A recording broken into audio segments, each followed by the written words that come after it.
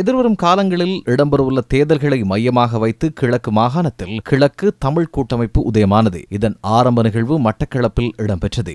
முன்னாள் பாராளுமன்ற உறுப்பினர்களான சதாசிவம் வியாலேந்திரன், சிவனேஸ்துரை சந்திரகாந்தன் ஆகியோர் புரிந்துணர்வு ஒப்பந்தங்களை பகிர்ந்து கொண்டனர். தமிழ் மக்கள் விடுதலை புலிகள் கட்சியின் செயலாளர் கு பிரசாந்தன், முற்போக்கு தமிழர் கழகத்தின் செயலாளர் ரொஸ்மான் ஆகியோர் ஒப்பந்தத்தில் கைச்சாத்திட்டனர். உள்ளூராட்சி மன்ற தேர்தலில் வேட்பாளர்களின் பங்கீடு தொடர்பாகவும் கலந்துரையாடப்பட்டது.